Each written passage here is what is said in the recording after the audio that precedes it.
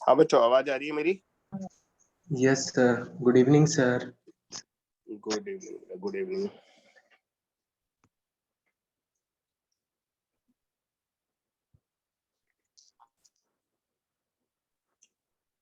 आज हम लोग नया चैप्टर स्टार्ट कर रहे हैं, ऑसिलेशंस यानी कि सिंपल हार्मोनिक मोशन।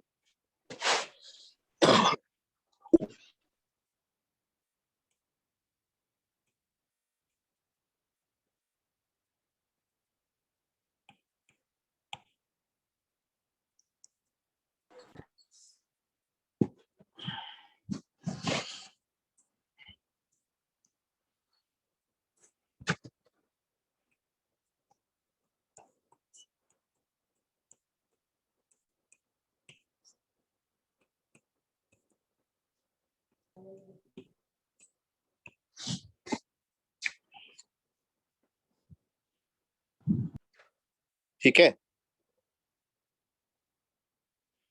हिंदी में इसे बोलते हैं सरल आवर्त गति।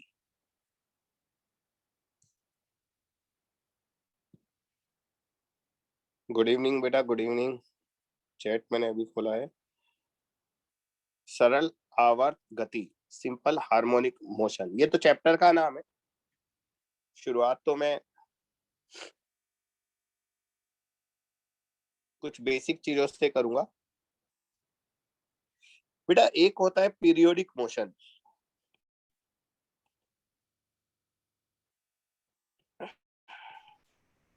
हिंदी में इसे बोलते हैं आवर्त गति।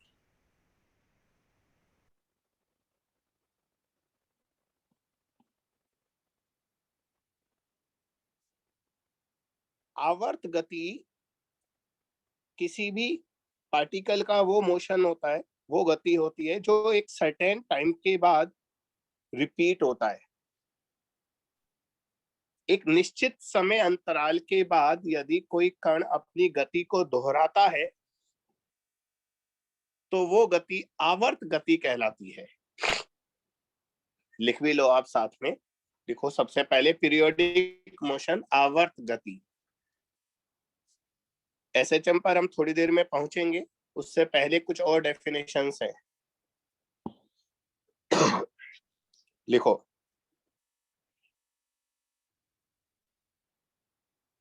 when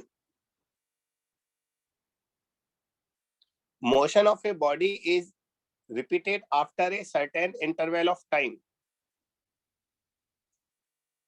when motion of a body is repeated after a certain interval of time,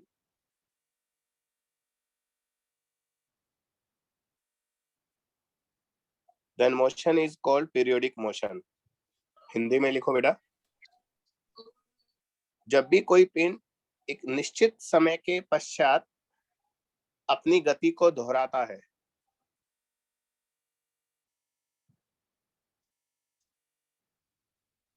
जब भी कोई पिंड एक निश्चित समय के पश्चात अपनी गति को दोहराता है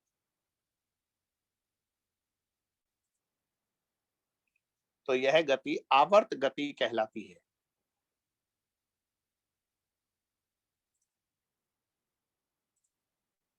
एग्जाम्पल दो बेटा।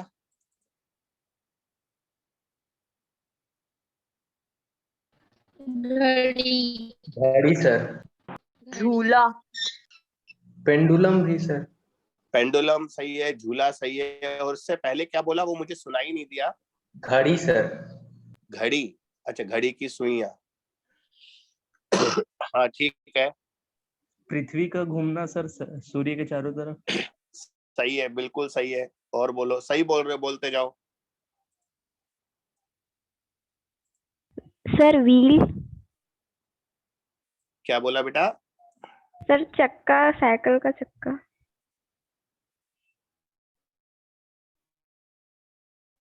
साइकिल में इसलिए नहीं, साइकिल की जगह घूम तो बोल लेते। समझ गए बेटा? वो आगे भी जाता है तो जरूरी नहीं है अपने पाथ को रिपीट करे।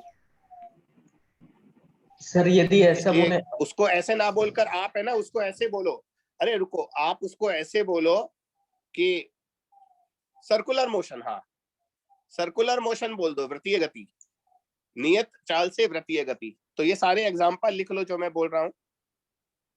नियत चाल से वृत्तीय गति, circular motion with constant speed, motion of pendulum, motion of swing, झूला, ये सारे लिख लो।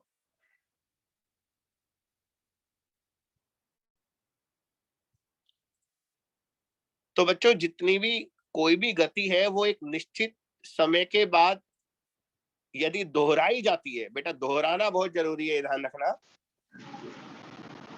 तो हम उसे पीरियोडिक मोशन कहते हैं।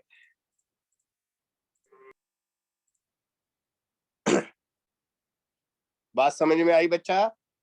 पृथ्वी की सूर्य के चारों ओर गति, चंद्रमा की पृथ्वी के चारों ओर गति, motion of moon around earth, motion of earth around sun, ये सारे के सारे पीरियोडिक मोशन है बेटा।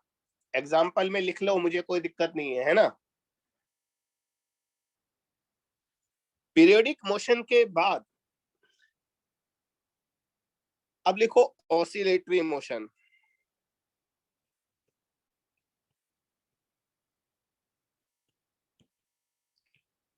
हिंदी में बोलते हैं दोलन गति।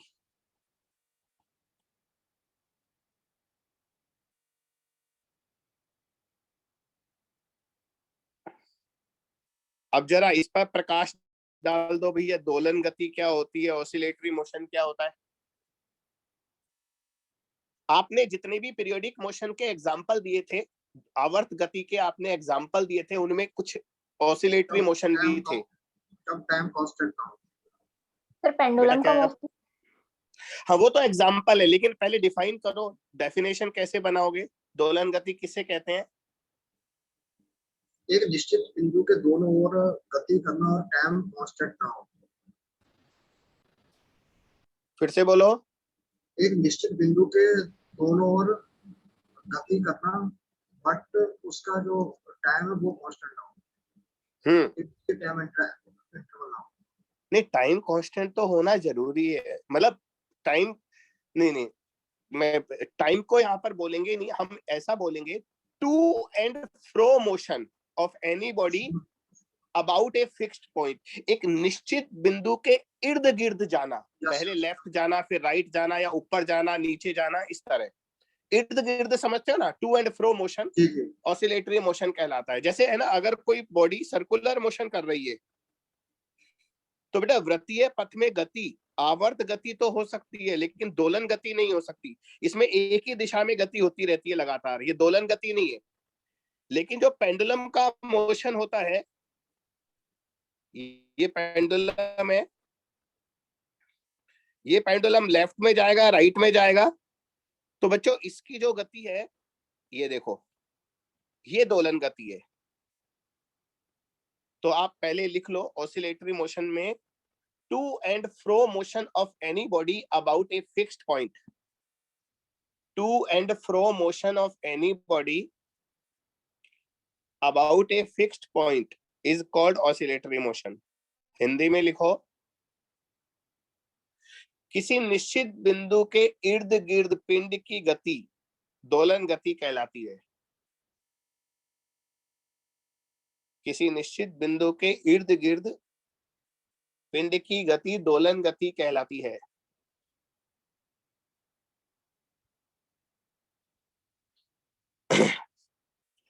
तो बच्चों पहले वाले केस में सर्कुलर मोशन है, वृत्तीय गति है, ये आवर्त गति तो है परंतु दोलन गति नहीं है। लेकिन दूसरा वाला जो डायग्राम मैंने पेंडुलम का बनाया है, ये आवर्त गति भी है और दोलन गति भी है। पेंडुलम का मोशन पीरियोडिक मोशन भी है और ऑसिलेटरी मोशन भी है, ध्यान रखिए। जैसे एक स्प्रिंग ले लें, ये नहीं है, अगर एक स्प्रिंग ले लें, स्प्रिंग से एक पिंड बांध दें, ये हमने एक स्प्रिंग ली और इससे एक बॉडी अटैच कर दी ऐसे। अब बच्चों इस बॉडी को, स्प्रिंग को दबाकर छोड़ दिया या खींचकर छोड़ दिया, तो ये पिंड, ये बॉडी अंदर बाहर ऑसिलेशन करेगी, कभी अंदर जाएगी बाहर आएगी, अंदर जाएगी बाहर आएगी, इस तरह से ऑसिलेशन करेगी ये। तो ये मोशन जो है बेटा सारे ये सारे मोशन जो हैं दोलन गति है, ऑसिलेटरी मोशन है। और कोई एग्जांपल आपको याद आ रहा है? सर अगर फ्रिक्शन ना हो तो ये एसएचएम भी बोल सकते हैं ना इसको, स्प्रिंग बारे में। बेटा एसएचएम एक स्पेशल केस है दोलन गति का, वो हम इसके बाद डिस्कस करेंगे। और अगर फ्रिक्शन भी हुआ ना तो फिर डैम्प्ड ऑसिलेशन हो जाएंगे, अवमंदित दोलन हो जाएंगे, वो चैप्टर के लास्ट में डिस्कस करेंगे। तो अभी किसी तरह का प्रतिरोध बल नहीं लेना हमको, रेसिस्टिव फोर्स अभी किसी तरह का नहीं लेना हमें। और एसएचएम पर तो मैं आऊंगा। एसएचएम जो होता है सरल आवर्त गति, वो दोलन गति का एक स्पेशल फॉर्म होता है, उस पर मैं आऊंगा। आप दोलन गति के और एग्जांपल दो ना, पेंडुलम हो गया, स्प्रिंग हो गया। सर झूला भी तो इसी में आता है ना? हाँ, झूला भी एक तरह का पेंडुलम ही है बेटा। ओके झूला एक तरह से पेंडुलम है। सीसा सर हाँ, सीसा वगैरह ये भी सही है। हाँ बेटा सर बोलो। जो आटा चक्की होता है, जो उसका पट्टा चलता है, वो नहीं आ सकता क्या दोलन गति वो में? तो वो वापस आता है क्या या एक ही डायरेक्शन में चलता है, ये बताओ। सर वो तो वापिस आती है। कौन सा पट्टा वापस आता है? जो बेल्ट पर पट्टा लगा हुआ होता है वो वापस कहाँ आता है बेटा? ये देखो, ये बेल्ट है और यहाँ सॉरी ये दोनों शाफ्ट है और ये बेल्ट है, तो बेल्ट तो एक ही डायरेक्शन में चलता रहेगा। तो ये पीरियोडिक मोशन है लेकिन ऑसिलेटरी नहीं है। दोलन आवर्त गति है परंतु दोलन गति नहीं है बेटा। दोलन गति में बॉडी पहले लेफ्ट जाएगा, राइट जाएगा, लेफ्ट जाएगा, राइट जाएगा, ऐसे चलेगा।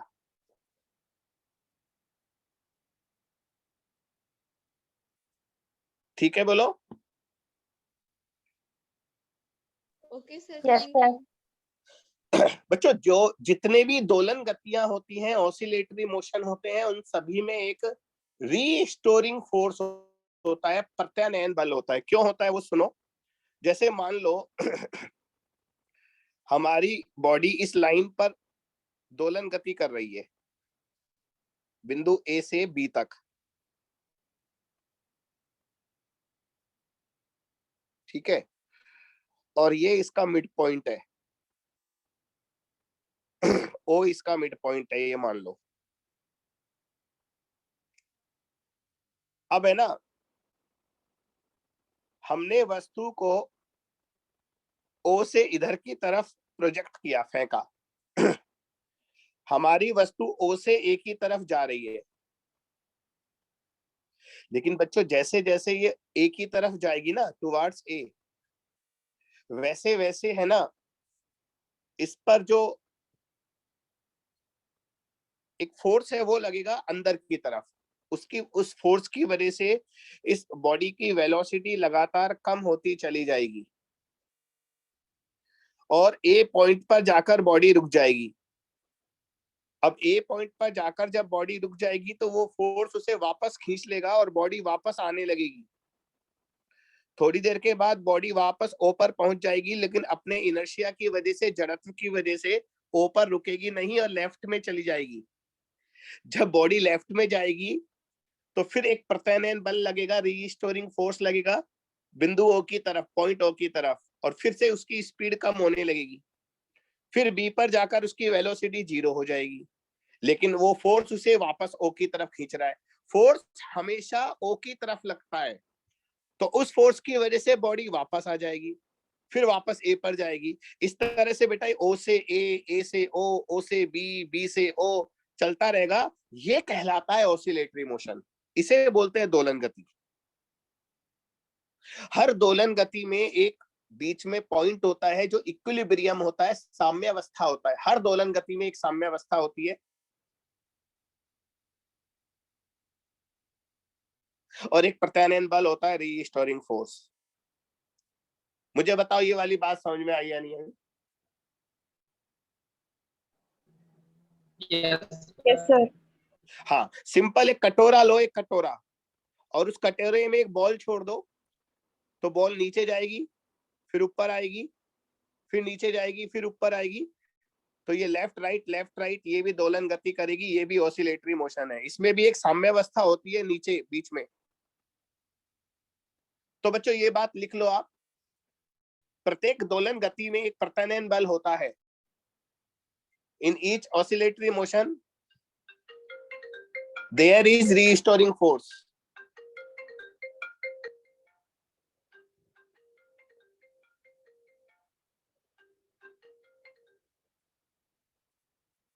In each oscillatory motion there is restoring force. उसके बारे में डिटेल में आगे पढ़ेंगे, ठीक है बेटा। तो ये पीरियोडिक मोशन और ऑसिलेटरी मोशन था। अब हम शुरू करते हैं एसएचएम। तो ये मान लो हमारा एसएचएम तो अब शुरू होगा बच्चों। सरल आवर्त गति जो होती है एसएचएम, अब मैं शॉर्ट में एसएचएम बोलूंगा, इतना लंबा नाम कौन लेगा। सरल आवर्त गति बहुत बड़ा है। तो बच्चों जो एसएचएम होता है ये भी एक तरह का ऑसिलेशन है, दोलन गति है। परंतु इस दोलन गति में जो प्रत्यानयन बल होता है वो एक विशेष प्रकार का होता है, एक स्पेशल टाइप का होता है। इसमें जो रीस्टोरिंग फोर्स होता है वो डिस्प्लेसमेंट के डायरेक्टली प्रोपोर्शनल होता है। तो ये बात लिखो आप, छोटी सी हेडिंग डालो एसएचएम और लिखो एसएचएम में, देखो SHM is a oscillatory motion where, SHM एक दोलन गति है जहां, SHM is a oscillatory motion where restoring force is directly proportional to displacement from mean position, where restoring force is directly proportional to displacement from mean position. SHM एक दोलन गति है जहां प्रत्यानयन बल माध्य अवस्था से विस्थापन के समानुपाती होता है। प्रत्यानयन बल माध्य अवस्था से विस्थापन के समानुपाती होता है।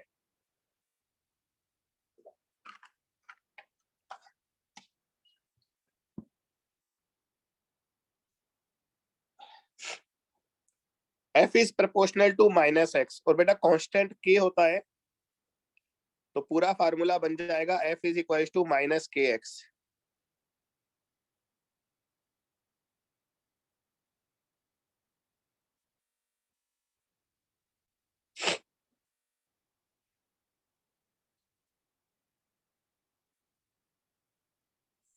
ठीक है। Hello sir. हाँ बेटा बोलो। सर माइनस साइन क्यों लिए? माइनस इसलिए लिया क्योंकि जो बल होता है वो हमेशा विस्थापन के विपरीत होता है। मैं आपको समझाता हूँ, देखो जैसे ये मैंने ऊपर वाला डायग्राम बनाया ना, इसी डायग्राम को मैं कॉपी कर लेता हूँ।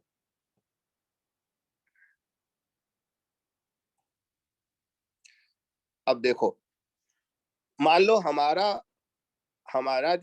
हमारी जो बॉडी है, एक मिनट ये सारे एरो हटा देता हूँ।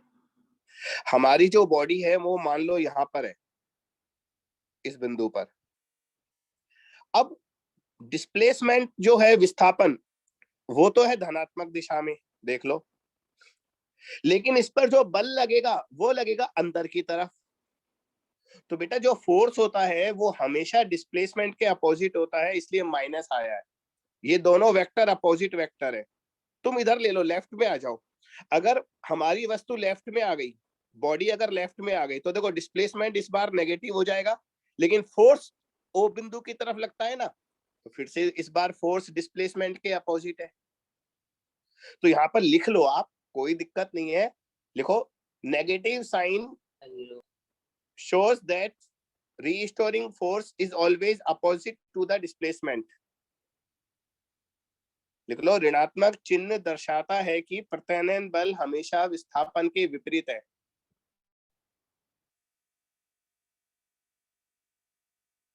सर माइनस साइन, तो मैं अभी तक क्या बता रहा था बेटा? सर अपने आगे क्या बोले, ऋणात्मक चिन्ह उसके बाद अच्छा ऐसे- अच्छा, मैं 2 बार तो बोलता ही हूँ बेटा, तो सुनो फिर से। Negative sign shows that restoring force is opposite to the displacement from mean position, है ना? restoring force is opposite to the displacement from mean position। English में हिंदी में लिखो, यहाँ ऋणात्मक चिन्ह दर्शाता है कि प्रत्यानयन बल हमेशा माध्य अवस्था से विस्थापन के विपरीत है। प्रत्यानयन बल हमेशा माध्य अवस्था से विस्थापन के विपरीत है। तो बेटा हमेशा अपोजिट होता है ना, इसलिए माइनस लगा देते हैं। अच्छा, यहाँ पर के क्या है?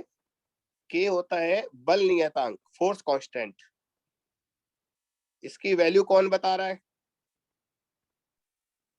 -m⍵²। माइनस नहीं आएगा बेटा, m⍵² आएगा। माइनस तो अपन ने ऊपर छोड़ दिया है ना। Very good. अब ये भी बता दो ओमेगा क्या है? कोणीय आवृत्ति। एंगुलर वेलोसिटी नहीं बोलते बेटा, एंगुलर वेलोसिटी सर्कुलर मोशन में बोलते हैं, यहाँ पर एंगुलर फ्रीक्वेंसी बोलते हैं।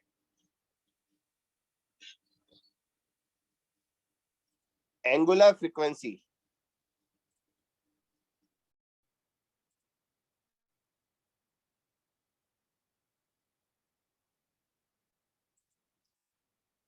ओके, एंगुलर फ्रीक्वेंसी की यूनिट बताओ क्या आएगी?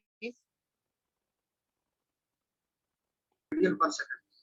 रेडियन पर सेकंड। तो बच्चों यहां से के से हम ओमेगा निकाल लेते हैं। ओमेगा हो जाएगा √k/m।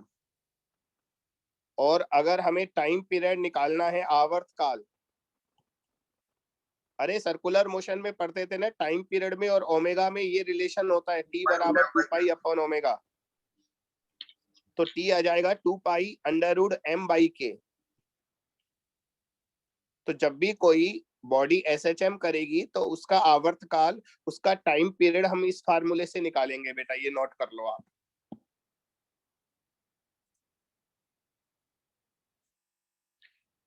जब भी कोई बॉडी SHM करेगी तो उसका आवर्तकाल, उसका टाइम पीरियड हम इस फार्मूले से निकालेंगे। के हमें या तो दिया जाएगा या हो सकता है के भी हमें निकालना पड़े।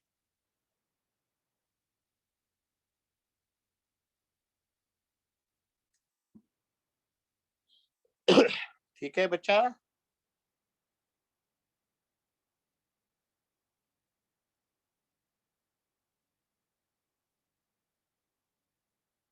देखो फिर जवाब नहीं दिया, ठीक है का जवाब भी नहीं देते। कैसे बच्चे? गंदे बच्चे हैं, मुंह पर पट्टी बांध कर बैठे रहते हो, है ना। टेप लगा देते हैं घर वाले, हैं बोलने नहीं देते क्या? बोला करो, क्लास में तो बोलना ही पड़ेगा, आपस में बात नहीं कर सकते, सर से तो बात कर सकते।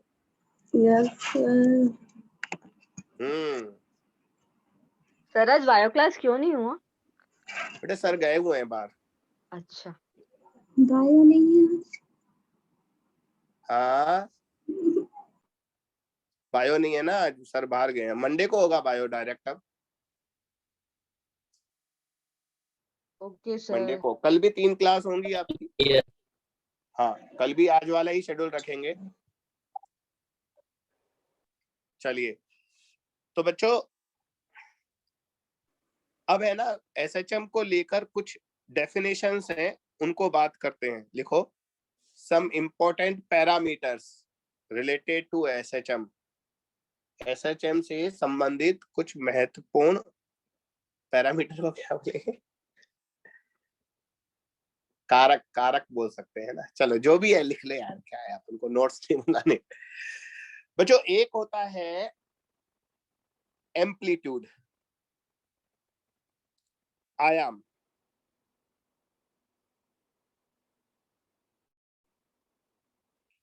थोड़ा सा प्रकाश डाल दो, आयाम क्या होता है? What is amplitude? हाँ मुझे एक प्रकार की आवाज आ रही है, बाकी बच्चों की आवाज नहीं आ रही। नहीं नहीं बेटा, आपका तो सुन लिया, लेकिन मैं कह रहा हूँ कि तुम ही बोल रहे हो, बाकी सब टेप लगाकर बैठे हैं। सर सेंटर से ऑसिलेशन तक का जो मैक्सिमम डिस्प्लेसमेंट होता है। करेक्ट, बिल्कुल सही। मीन पोजीशन से या सेंटर से जो मैक्सिमम डिस्प्लेसमेंट होता है, वस्तु जहां अधिकतम दूरी तक जाती है, वो कहलाता है आयाम यानी कि एम्पलीट्यूड। लिख लो, maximum displacement of body from mean position is called amplitude. साम्यावस्था से अधिकतम विस्थापन आयाम कहलाता है।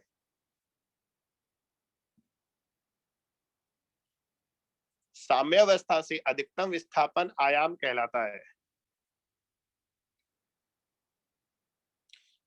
एम्पलीट्यूड को ए लिखेंगे बेटा, है ना।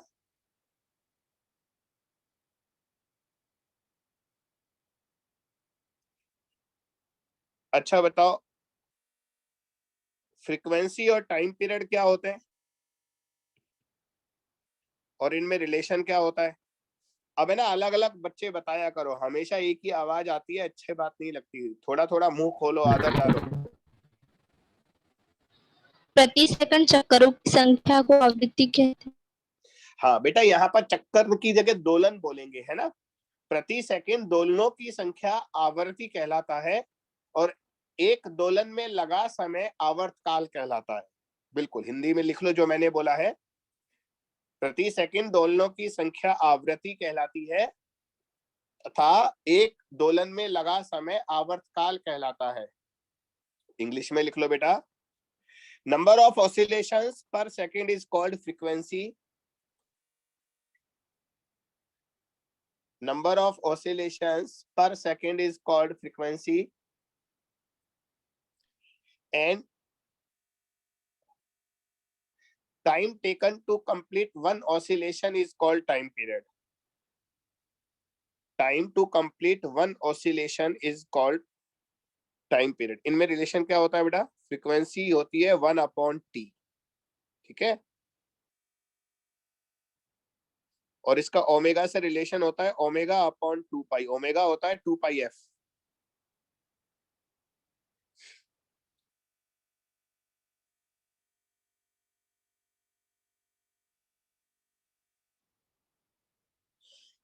बच्चों, मैंने जो आपको थोड़ी देर पहले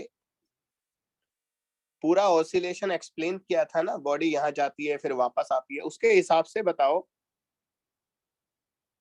मैंने अधिकतम वेग कहाँ होता है, ये बताओ। वस्तु का वेग अधिकतम कहाँ होता है? Where is maximum velocity? सिर्फ किनारों पे। हाँ, इनको चरम बिंदु है बोलते हैं, चरम बिंदु, एक्सट्रीम पोजीशंस। बिल्कुल, किनारे भी बोल सकते हैं, नो कोई प्रॉब्लम नहीं। रुक जा, क्या बोल गई? किनारों पर, हाँ किनारों पर तो शून्य होती है, वेलोसिटी 0 होती है। मैंने अधिकतम बोला है बेटा। अधिकतम होता है मीन पोजीशन पर, अधिकतम होता है मीन पोजीशन पर, और दोनों किनारों पर, किनारे को एक्सट्रीम बोलते हैं, एक्सट्रीम पोजीशंस पर वेलोसिटी 0 होती है। लिखना चाहो तो लिख लो अलग से। At extreme positions velocity of body is 0 and at mean position velocity is maximum. दोनों चरम स्थितियों पर वस्तु का वेग 0 होता है तथा साम्यावस्था पर वस्तु का वेग अधिकतम होता है।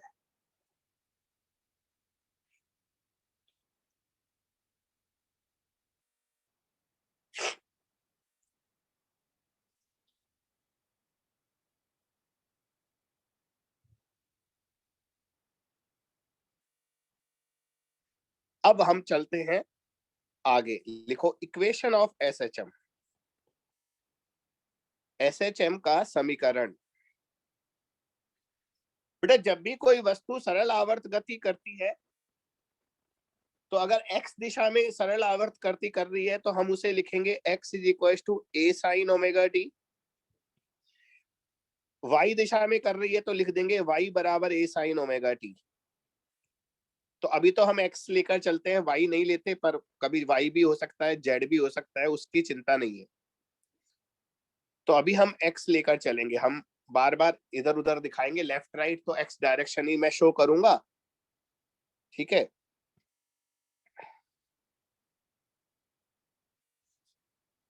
तो बच्चों, ये एसएचएम का इक्वेशन होता है y x is equal to a sin omega t। लेकिन बच्चा,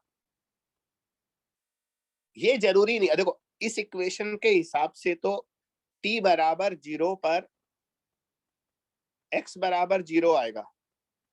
देखो, x बराबर a sin ओमेगा t है। इस समीकरण में अगर आप t बराबर 0 रखोगे तो साइन 0 0 होता है, तो x भी 0 आएगा। तो ये क्या शो कर रहा है बेटा? ये शो कर रहा है कि हमारा जो वस्तु है, हमारी जो बॉडी है, वो मीन पोजीशन से चलना शुरू करती है, जबकि ये जरूरी नहीं है कि t बराबर 0 पर वस्तु साम्यावस्था पर हो सकता है वस्तु चरम स्थिति पर हो। तो बच्चों, जब हमें इनिशियल पोजीशन नहीं पता होती तो हम ओमेगा के साथ, ओमेगा टी के साथ एक फाई और लगा देते हैं। सुनना, ऊपर जो इक्वेशन लिखा था ये तो एक स्पेशल फॉर्म है बेटा, विशेष रूप है, और ये तभी यूज करते हैं जब वस्तु साम्यावस्था से चलना शुरू करती है। लेकिन यदि वस्तु साम्यावस्था से चलना शुरू नहीं कर रही तो हम यहाँ पर प्लस फाई और लगाते हैं। तो ये बात लिख लेना, यदि वस्तु साम्यावस्था से चलना शुरू करती है तो x बराबर a sin ओमेगा टी आएगा, लेकिन यदि किसी अन्य स्थिति से चलना शुरू करती है तो प्लस फाई आएगा। यहां फाई कहलाता है इनिशियल फेज एंगल, हिंदी में प्रारंभिक कला कोण। प्रारंभिक कला कोण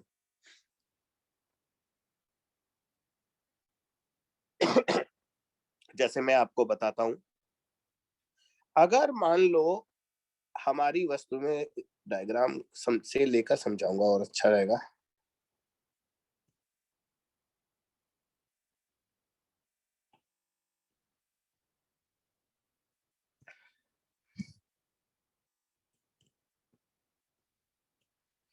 हाँ बेटा,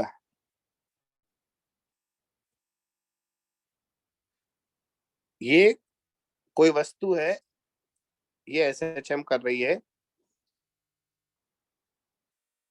ओ इसका मीन पोजीशन है, ए बिंदु पॉजिटिव एक्सट्रीम है, धनात्मक चरम स्थिति, और बी नेगेटिव एक्सट्रीम है। बच्चों, जरूरी नहीं है t बराबर 0 पर वस्तु साम्यावस्था पर हो, ये बिल्कुल जरूरी नहीं है। अगर वस्तु t बराबर 0 पर a बिंदु पर है और a बिंदु से वापस आएगी, ये तो पक्का है, तो बेटा इस डायग्राम के हिसाब से फाई की वैल्यू हमें 90 डिग्री लेनी है, पाई बाई 2। ये अच्छी चीज है, ढंग से सुन लेना।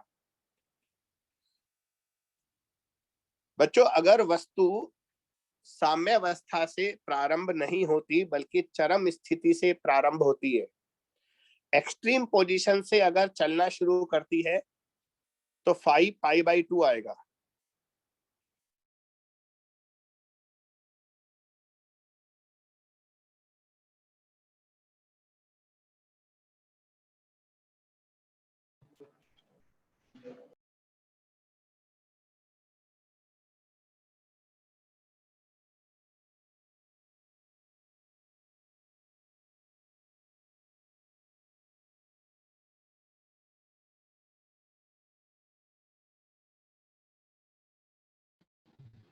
हेलो हेलो सर, लगता है वॉइस गया।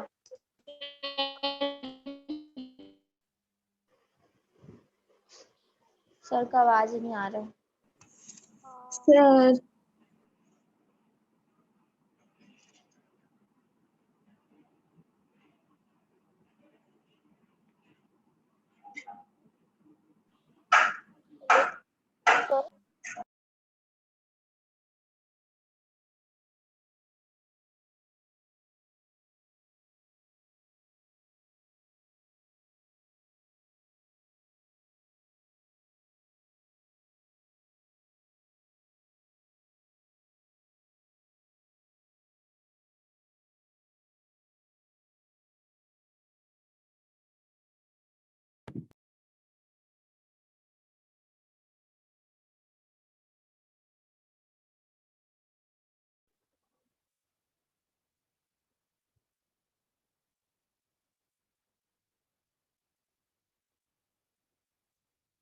बच्चों, मेरी आवाज आ रही है?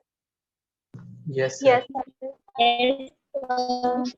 एक मिनट रुको, मैं ही होस्ट हूँ दूसरी जगह, इसको सही करना पड़ेगा।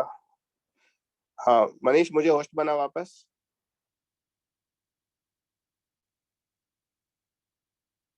ठीक है,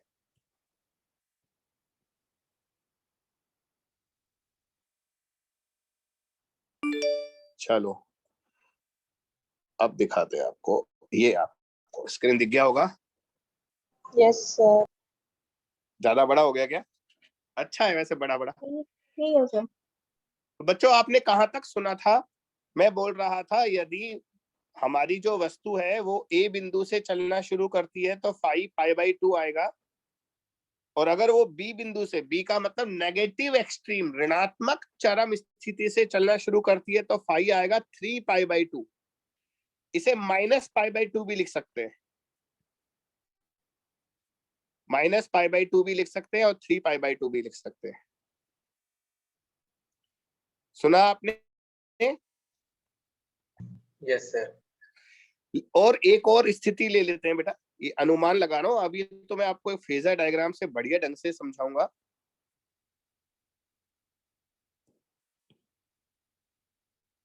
एक स्थिति और ले लेते हैं। अच्छा ये भी तो हो सकता है हमारी जो वस्तु है वो मीन पोजीशन से शुरू हो, लेकिन मीन पोजीशन से धनात्मक दिशा में जाने की जगह ऋणात्मक दिशा में जा रही हो। ये भी तो हो सकता है कि साम्यावस्था से चल रही है परंतु लेफ्ट राइट जाने की जगह लेफ्ट चली जाए। तो बच्चों इस स्थिति में फाई जो आएगा वो 180 डिग्री आएगा। तो देखो एक बार 90 डिग्री था, 90 है, ये 90 है, ये 270 डिग्री है, 270 या माइनस 90, और ये 180 डिग्री है। और मैं आपको आगे और समझा दूंगा, अभी टेंशन मत लो, शुरुआत है चैप्टर की।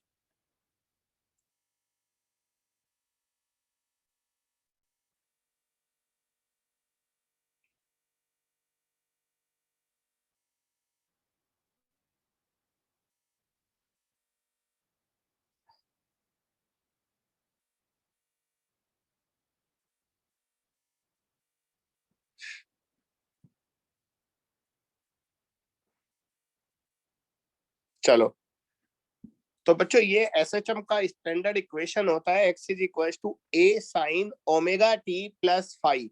अगर क्वेश्चन में फाइव के बारे में कोई इंफॉर्मेशन नहीं दी तो आप जीरो ले लेना, बिल्कुल मत सोचना। मैं फिर रिपीट कर रहा हूं, अगर किसी क्वेश्चन में आपको कुछ नहीं बताया कि वस्तु कहां से चलना शुरू कर रही है तो आप तुरंत फाइव को जीरो ले लेना, फिर ये इक्वेशन काम में लेना, x बराबर ए साइन ओमेगा टी। अब लिखो बेटा velocity of body in SHM.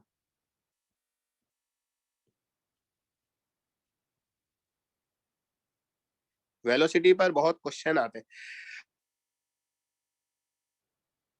बच्चों। हमें x बराबर पता है a साइन ओमेगा टी है, v बराबर dx बाई dt होता है भैया। इसे कौन डिफरेंशिएट कर रहा है, इसका अवकलन कौन कर रहा है? छोटा सा अवकलन है, मुझे निराश मत करना।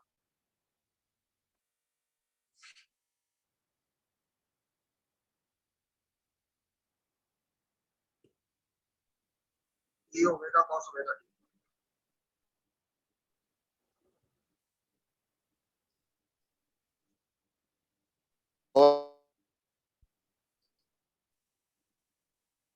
ये ओमेगा कॉस ओमेगा टी। ओ भैया, हाँ चरण जी तुम्हारा तो सुना मैंने कहा और भी कोई बताएगा? अरे ए तो कांस्टेंट है, साइन का डिफरेंशिएशन कॉस होता है, तो साइन ओमेगा टी का अवकलन कॉस ओमेगा टी हो गया। परंतु आपको याद होगा ओमेगा टी का अवकलन करके इसे मल्टीप्लाई और करते हैं, तो ओमेगा टी का अवकलन ओमेगा होता है, ओमेगा टी का डिफरेंशिएशन ओमेगा होता है। तो हमारा वेलोसिटी का इक्वेशन आ गया ए ओमेगा कोस ओमेगा टी। समझे? अब मैकेनिक्स मत भूलो, v बराबर dx बाई dt होता है, ये मत भूल जाना, वरना मैं कहीं का नहीं रहूंगा। मैंने इतना मैकेनिक्स पढ़ाया तुम्हें।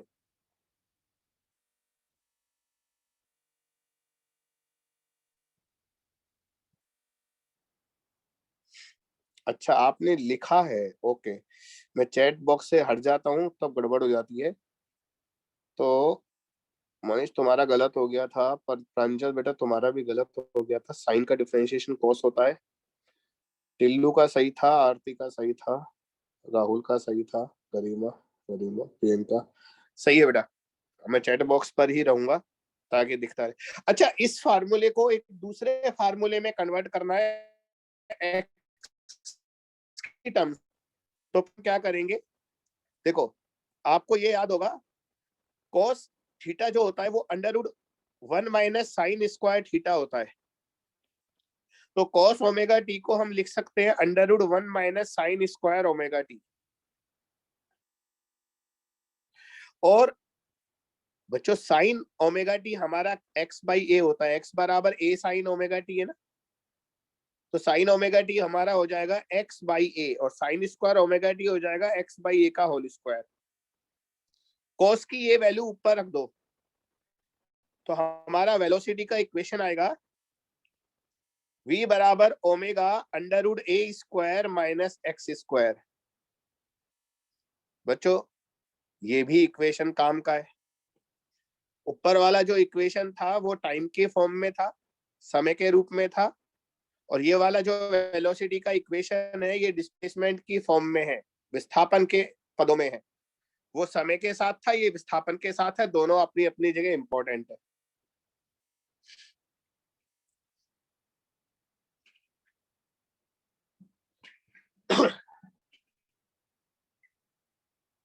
बच्चों थोड़ी देर पहले आप लोगों ने बताया भी था और हमने लिखाया भी था, मैक्सिमम वेलोसिटी कहाँ होती है, फिर से याद दिलाओ।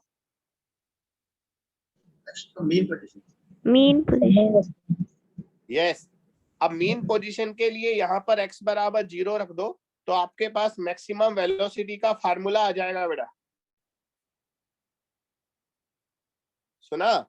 लिखो, देखो maximum velocity of body, maximum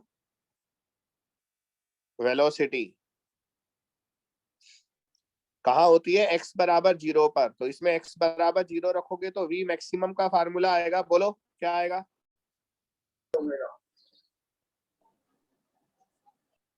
a omega. a omega. तो बेटा प्लस माइनस दोनों आ सकते हैं, क्योंकि हो सकता है बॉडी पॉजिटिव डायरेक्शन में जा रही हो तो प्लस आ जाएगा, नेगेटिव में जा रही हो तो माइनस आ जाएगा। चलो अभी हम प्लस माइनस हटा देते हैं, वो तो क्वेश्चन के हिसाब से कर लेंगे। तो ये मैक्सिमम वेलोसिटी का फार्मूला है a ओमेगा। बच्चों कुछ चीजें ऐसी हैं जो आप लोगों के लिए थोड़ी सी मुश्किल हो सकती है, मुसीबत, मुश्किल तो नहीं मुसीबत हो सकती है, लेकिन वो डायरेक्ट पूछ लेता है, वो है ग्राफ। एक तो इसका ग्राफ बनाना है, फिर इसका, दो इक्वेशन है, दो ग्राफ बनेंगे। यार एक तो गलती मुझसे भी हो गई, मैंने इसका भी तो ग्राफ नहीं बनाया, x बराबर a साइन ओमेगा टी का। इसके लिए जगह बनाकर ग्राफ बनाते हैं। रुको यही जगह करता हूं, इसको साइड में खिसकाता हूं। और बच्चों अगर हम x का ग्राफ बनाएं, ये साइन वेव होता है। साइन वेव तो हम बहुत जगह बनाते हैं, अभी अभी हम वहां बनाकर आ रहे हैं। कहाँ बताओ? एसी में। हाँ, इससे पहले वाले चैप्टर में बनाकर आ रहे हैं। तो बच्चों साइन वेव इस तरह का होता है, ठीक है? तो ये ग्राफ आप बना लो। इसमें एक ऑसिलेशन कहां पर पूरा हो रहा है? एक दोलन यहाँ पर पूरा हो रहा है, यहाँ सेकंड वाले पॉइंट पे। हाँ, सेकंड वाले पॉइंट पर। इसके बाद रिपीटेशन शुरू हो जाता है, तो ये t हो जाएगा और ये इससे आधा वाला समय t/2 हो जाएगा। ये बना लो बेटा, है ना?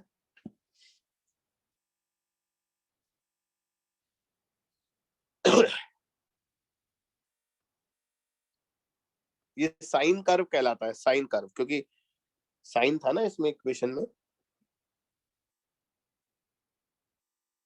बन गया? नीचे आ जाऊं? तो 2 मिनट। 2 मिनट? और 2 मिनट में तो 10 ग्राफ बन जाएंगे। हाँ ऐसे हो गया हो गया हो गया, ओके। अब बच्चों ऐसे ही हम यहाँ पर वेलोसिटी का ग्राफ बनाएंगे। वेलोसिटी का जो इक्वेशन है उसमें साइन नहीं आ रहा बेटा, कॉस आ रहा है। देखो ये कॉस है,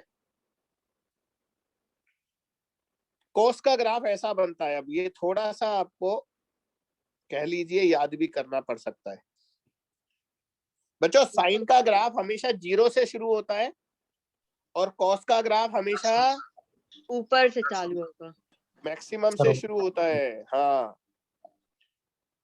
तो ये मैक्सिमम से शुरू होता है ऐसे, और फिर ये रिपीटेशन होता रहता है। अच्छा नहीं बना।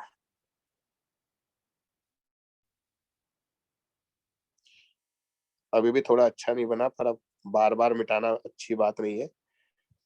तो ये वेलोसिटी का ग्राफ हो गया। इसका एक दोलन यहाँ पर पूरा हो रहा है। देखो यहाँ जहां टी लिख रहा हूं ना, वहां पर एक ऑसिलेशन कंप्लीट हो रहा है बेटा।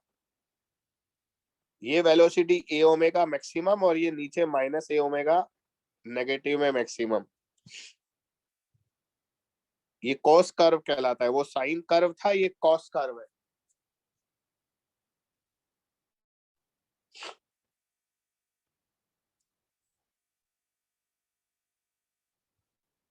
तो बच्चों मैंने कहा ना, यहाँ पर वेलोसिटी के 2 इक्वेशन है, तो 2 ग्राफ आएंगे। अब हमें दूसरा वाला ग्राफ और बनाना है।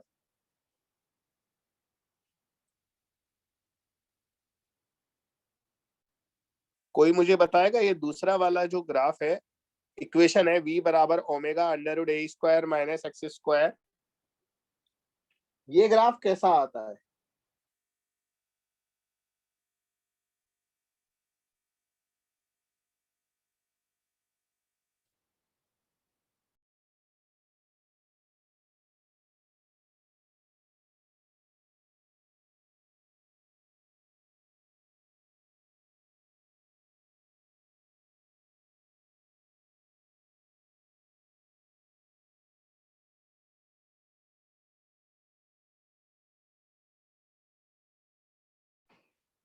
बच्चों आवाज नहीं आई मुझे किसी भी बच्चे की।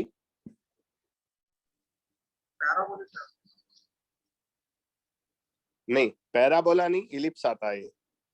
दीर्घवृत्त हिंदी में बोलते हैं, दीर्घवृत्त।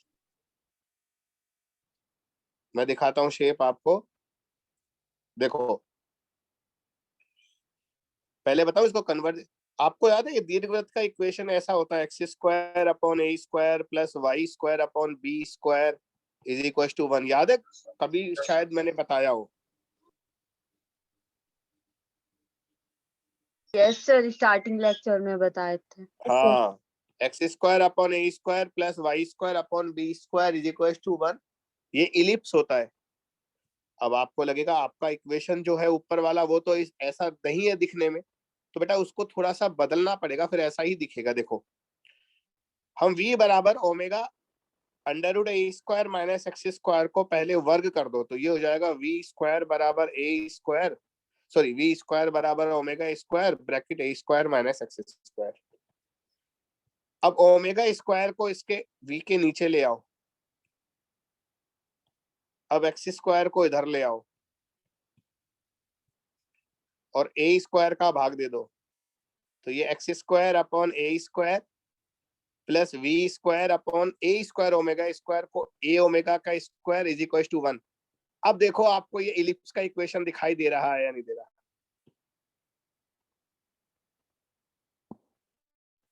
बेटा y की जगह v है ना, और b की जगह a ओमेगा है। Yes sir.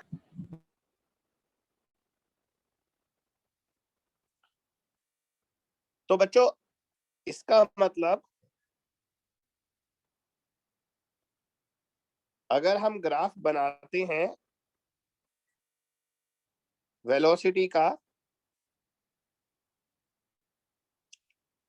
तो ये ग्राफ एक इलिप्स आता है, दीर्घवृत्त।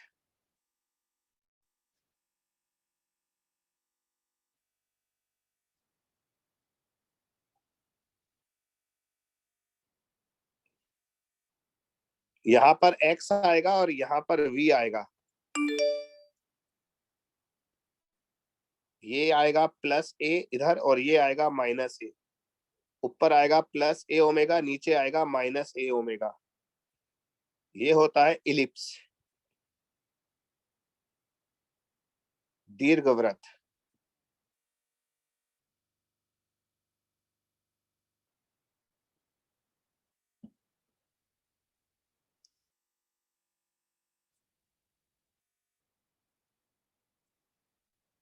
तो बच्चों एग्जाम में कई बार ये डायरेक्ट पूछ लेता है आपको ग्राफ कैसा होगा, 4 ग्राफ बना देता है, तो याद कर लेना भैया। ज्यादा मैं तो ये तो नहीं कहूंगा आप इसको निकालना सीखो, अभी इतना टाइम नहीं है, मैंने हिंट तो दिया है, परंतु आप याद कर लो वो बेटर है।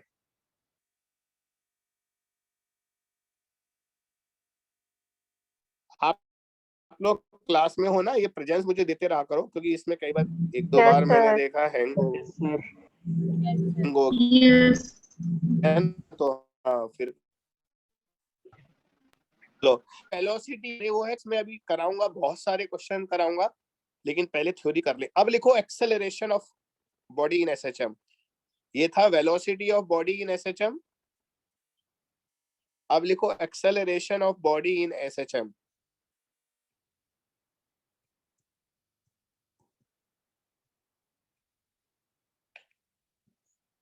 एसएचएम में पिंड का त्वरण।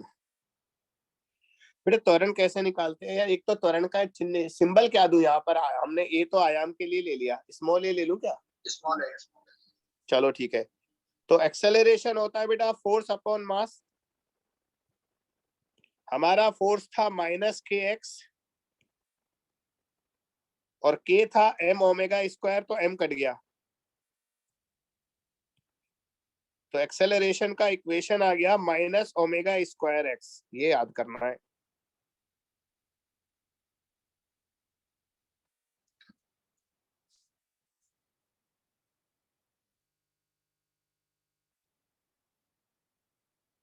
तो बच्चों यार थोड़ी देर पहले मैं आपको 2 बार बता चुका, जो वेलोसिटी है वो मीन पोजीशन पर मैक्सिमम होती है और चरम बिंदुओं पर, एक्सट्रीम पोजीशन पर वेलोसिटी 0 होती है। अब यही बात मैं एक्सेलरेशन के लिए डिस्कस करना चाह रहा हूं। बेटा त्वरण उल्टा होता है, जहां पर वेलोसिटी मैक्सिमम होती है वहां पर एक्सेलरेशन 0 होता है। मीन पोजीशन पर त्वरण 0 होगा, क्योंकि वहां बल 0 है। जहां बल 0 होता है, फोर्स 0 होता है, वह एक्सेलरेशन भी 0 होता है। अच्छा, आप लोग टाइम के फॉर्म में निकाल रहे हैं? हाँ बेटा, ये भी आपने लिखा है वो सही लिखा है, -ओमेगा² साइन ओमेगा टी। तो अगर आप टी की फॉर्म में लिखते हैं तो ये इक्वेशन भी सही है। तो -ओमेगा² साइन ओमेगा टी। साक्षी आपने सही लिखा है बेटा, जतिंदर का भी सही है, मनीष तुम्हारे साथ ऊपर भी गड़बड़ हुई थी, फिर गड़बड़ हुई है। कॉस नहीं आएगा बेटा, साइन आएगा, है ना, क्योंकि कॉस को डिफरेंशिएट करेंगे ना, तो कॉस को अवकलन करने पर माइनस साइन आता है। तो अगर आप इस इक्वेशन को, ये देखो, इस वाले इक्वेशन को डिफरेंशिएट कर रहे हो तो कॉस का डिफरेंशिएशन माइनस साइन होता है बेटा, इसलिए माइनस आएगा।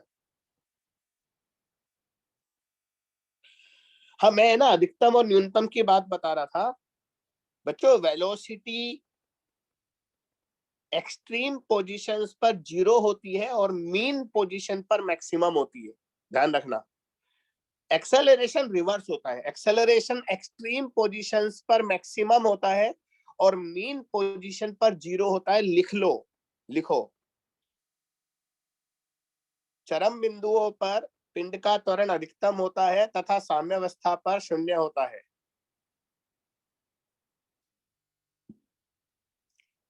Acceleration is maximum at extreme positions and 0 at mean position.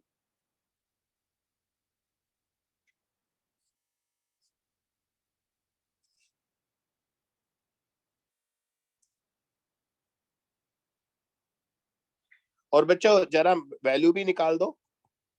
x बराबर +a और -a पर हमारा मैक्सिमम एक्सेलरेशन होता है और उसकी वैल्यू कितनी आएगी?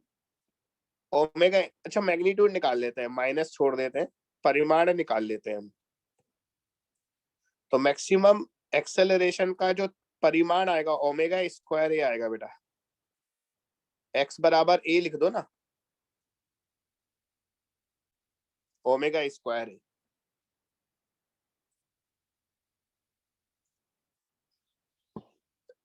ठीक है।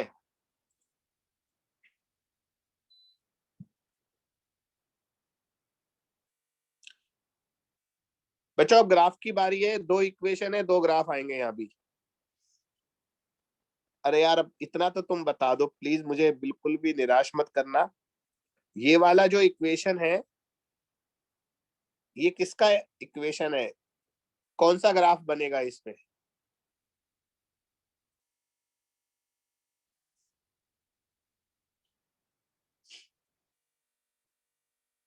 देखो फिर नहीं बोल रहे।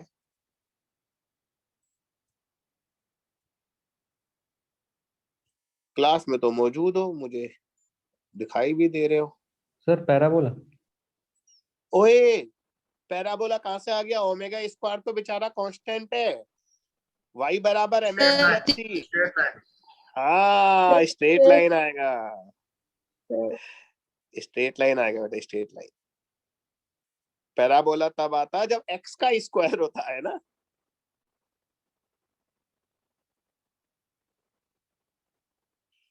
तो यहाँ पर x है, यहाँ पर a है,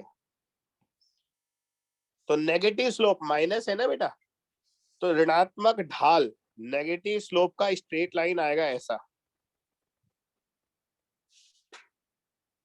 इसका जो स्लोप होगा ढाल वो होगा माइनस ओमेगा स्क्वायर। पैराबोला तब होता जब एक्स स्क्वायर होता। और बच्चों टाइम वाला जो इक्वेशन है ना, माइनस ओमेगा स्क्वायर ए साइन ओमेगा टी, उसका ग्राफ ऐसा आएगा देखो।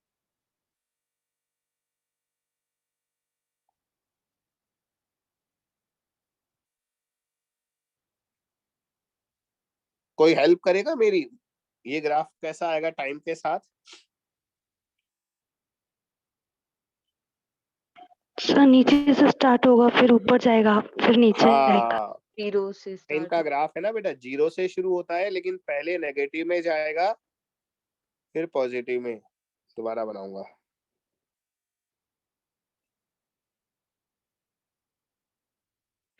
बहुत अच्छा नहीं बना पर ठीक है, ऐसा ग्राफ आएगा। ये माइनस साइन है, साइन ऊपर, पहले जो हमने साइन का ग्राफ बनाया था उसको उल्टा कर दो बस।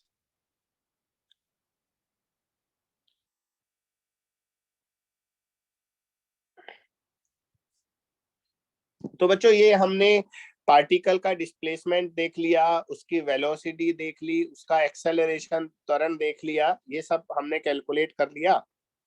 अब थोड़े से क्वेश्चन हो जाए भैया, क्वेश्चन के बिना तो आगे नहीं जाएंगे अब हम।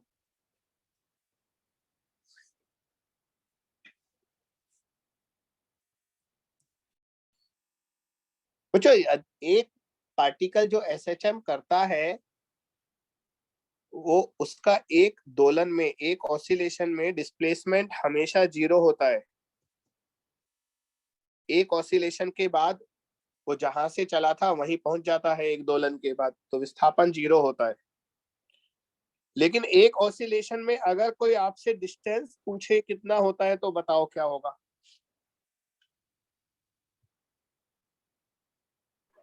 सर 2a भी।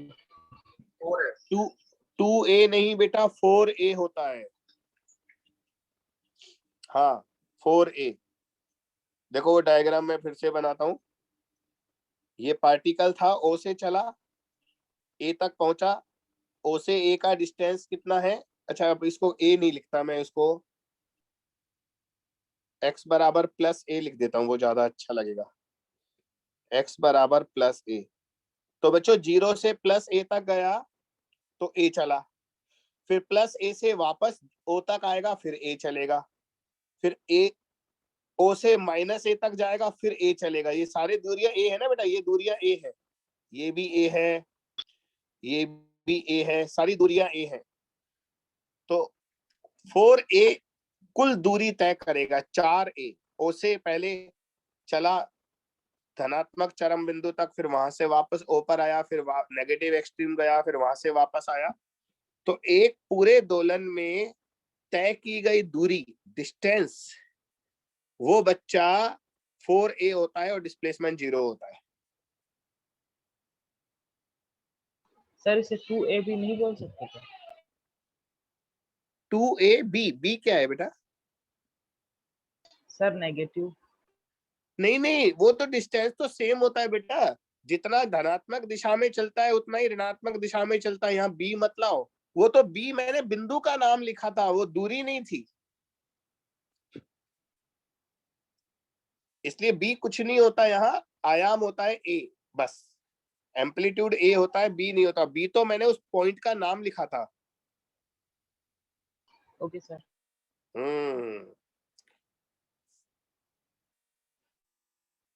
बच्चों यदि एसएचएम का आवर्त काल टी है, टाइम पीरियड, तो मुझे बताओ हमारी वस्तु को ओ से प्लस ए तक जाने में कितना टाइम लगेगा?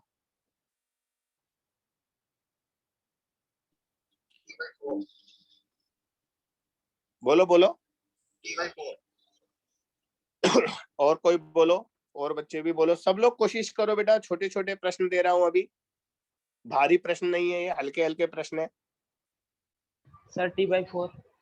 हाँ T/4 बेटा। एक दोलन जो होता है, उस एक दोलन में वस्तु चार जगह, मतलब चार अलग अलग दूरियां तय करती है।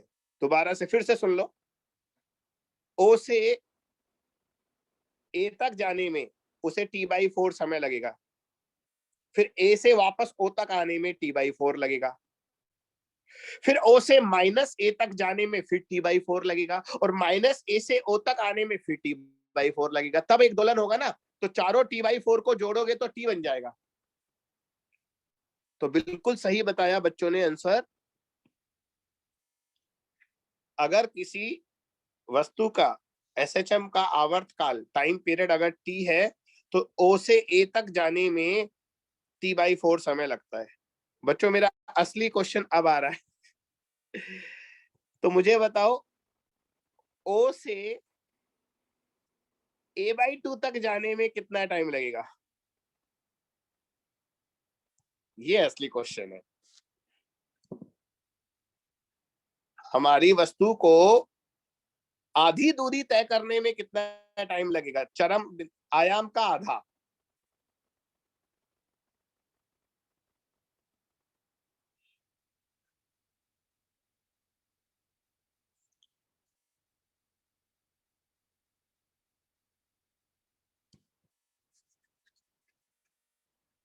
टाइप भी कर सकते हो, चैट बॉक्स खोल रखा है, आपको भी दिख रहा है, सबको दिख रहा है।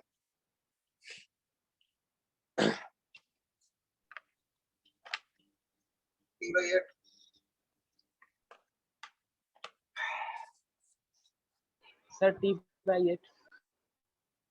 T/4 का नहीं, T/8 क्योंकि इसका वेलोसिटी कांस्टेंट नहीं है। T/16।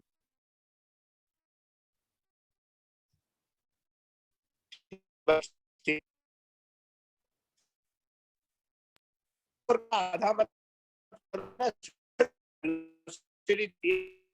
जैसे जैसे कम होती है, ज्यादा लगता है, आधी दूरी तय करने में समय कम लगता है। Hello sir. T/6 भी नहीं आएगा, गलत। हाँ सर आपका आवाज कट रहा है तो कुछ समझ नहीं आया, बता दो।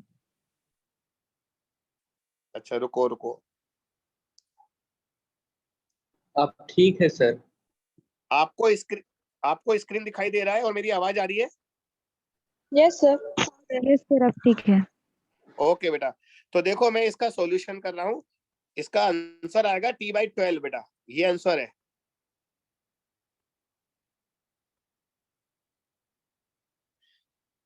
देखो मैं बताता हूँ कैसे आएगा, आराम से देखो बेटा, आप निकाल लोगे, टेंशन मत लो बेटा। हमारा इक्वेशन होता है x बराबर a sin ओमेगा t। अच्छे से देखना मन लगाकर। अब आपको कहाँ पहुंचना है? A/2 पर, तो x बराबर A/2 यहां लिख दो, ओमेगा टी। a से a काट दो, तो आपका आ गया साइन ओमेगा टी 1/2। बेटा कितने एंगल पर साइन 1/2 होता है ये तो बता दो। 30 30। इसका मतलब ओमेगा टी हमारा π/6 आ गया। पक्का? तो टी आ गया पाई अपॉन 6 ओमेगा, और ओमेगा होता है 2 पाई बाई टी। तो बच्चों पाई से पाई कट गया और टी ऊपर ले जाओ तो ये आ गया टी बाई 12 आंसर आ गया। कर लो कॉपी।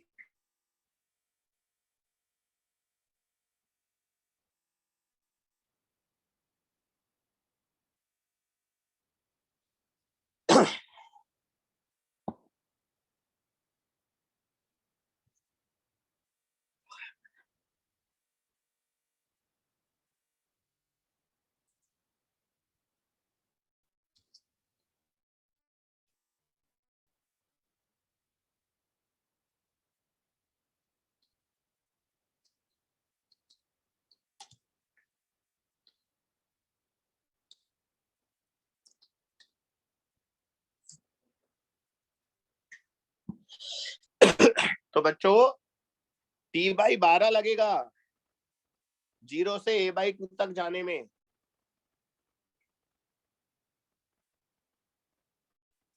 और अब मुझे बताओ, इसको लिख लो और फिर मुझे बताओ बेटा a बाई 2 से a तक जाने में कितना समय लगेगा।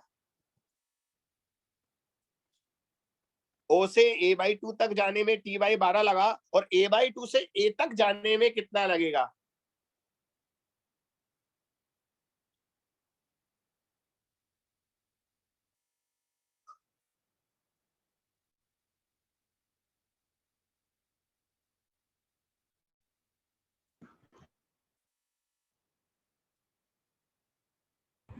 T/6। करेक्ट। ओ मेरा बच्चा देखो, हमें पता है 0 से a तक जाने में t बाई 4 लगा, बाई 4 में से पहले वाला t बाई 12 घटा दो ना, आंसर आ जाएगा। नहीं समझे? No sir. देखो मैं डायग्राम दिखाता हूँ और कलर चेंज करके दिखाता हूँ। आपको O से A तक जाने में t बाई 4 लगा था, ये देखो ये रहा, और इसका पहली आधी दूरी O से A बाई 2 तक जाने में आपने बताया t बाई 12 लगेगा, ये रहा। तो बेटा 4 में से दोगे जाएगा t। सर आपकी आवाज अटक रही पूरी है। A दूरी में पहली साउंड अटक रहा है। सर आवाज बेटा अटक रहा है। वेट।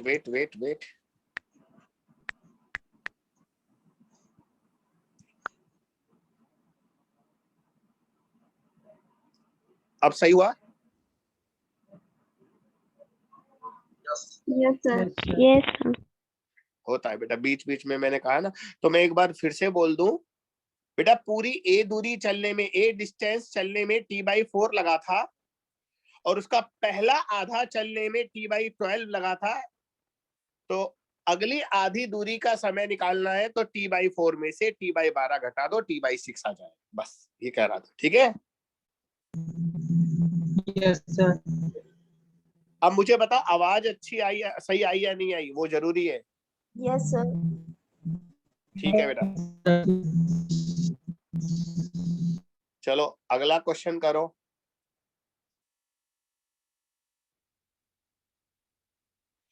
अगर मैं आपको सिंपल एक इक्वेशन दूं और आपसे पूछूं उसका टाइम पीरियड वगैरह निकलवाऊं, x बराबर 10 साइन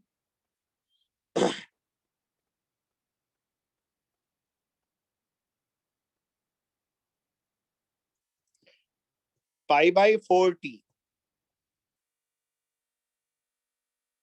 और x जो है वो सेंटीमीटर में है, ये मान लो। तो इस इक्वेशन को देखकर बताओ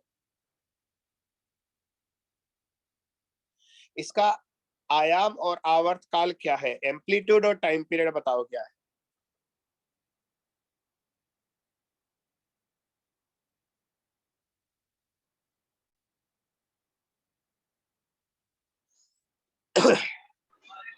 सर आयाम 10।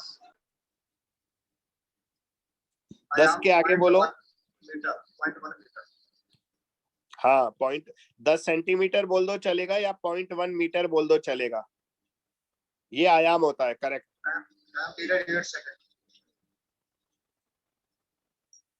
एक बार टाइप करना, आवाज नहीं आई। 8 सेकंड। 8 सेकंड। हाँ, देखो ओमेगा हमको दिया है π/4 और टी होता है 2π/ओमेगा। ओमेगा को यहाँ लिख दो π/4, पाई कट जाएगा, 4 ऊपर जाएगा, 8 सेकंड आएगा, करेक्ट।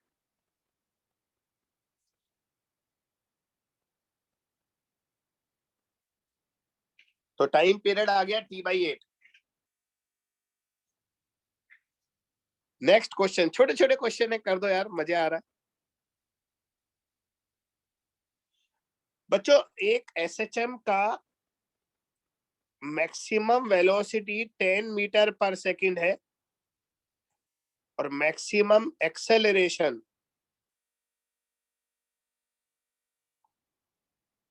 1 मिनट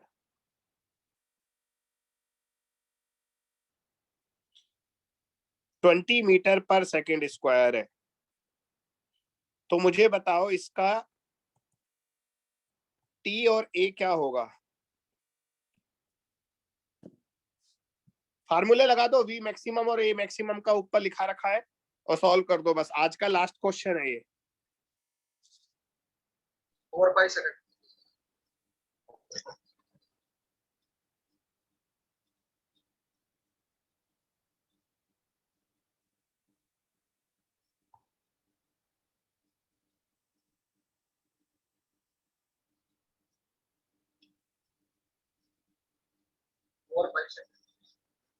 हाँ ठीक है, मैं और बच्चों का वेट करता हूँ।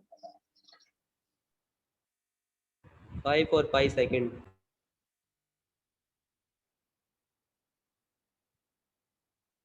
टी कितना, पहले टी निकालो, एक एक करके जवाब दो। टी कितना आ रहा है? 5 सेकंड। 5 सेकंड। पाई। और चरण, हाँ पाई। पाई पाई, ओके ओके, पाई सेकंड, ठीक है। और बच्चे बताओ।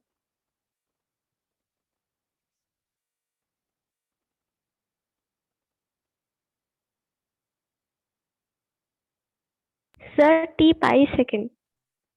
ओके, देखो इसका सॉल्यूशन ऐसे करो बच्चों। आपको याद है वी मैक्सिमम का फार्मूला था ए ओमेगा, निकाला था ना, दिखाओ। ये रहा वी मैक्सिमम का फार्मूला, और ए मैक्सिमम का फार्मूला था omega square A.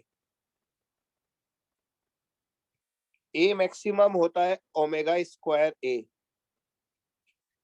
We maximum हमें क्वेश्चन में 10 दिया है और ए मैक्सिमम 20 दिया है। बच्चों इन दोनों को डिवाइड कर दो, भाग दे दो। तो ए ओमेगा अपॉन ओमेगा स्क्वायर ए बराबर 10/20। ए से ए काट दो, ओमेगा से ओमेगा काट दो, तो नीचे बचेगा 1/ओमेगा और 10/20 यानी कि 1/2 बचेगा। तो ओमेगा आ गया 2। टी होता है बेटा 2π/ओमेगा, और ओमेगा को 2 लिख दो तो 2 से 2 कट जाएगा, तो ये आएगा pi second. Very good, very good, सही बताया आपने। अब है ना, ओमेगा की वैल्यू आप वी मैक्सिमम में रख दो तो ए आ जाएगा। तो वी मैक्सिमम हमारा 10 है और ओमेगा 2 है, तो ए आ रहा है 10/2 यानी कि 5 मीटर। यस, चलो इसे लिख लो। आज इतना ही पढ़ेंगे, कल पढ़ेंगे बाकी का।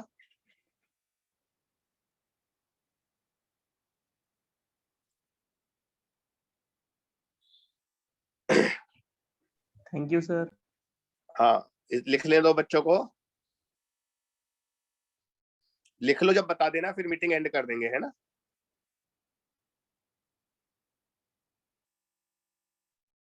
सर हो गया, स्क्रीनशॉट ले लिए। हो गया सर। Done sir. चलो कल मिलते हैं बेटा। अभी आपकी लास्ट क्लास फिजिकल केमिस्ट्री है, वो ले लो, है ना। Bye. Yes sir, bye. Thank you bye sir. Sir.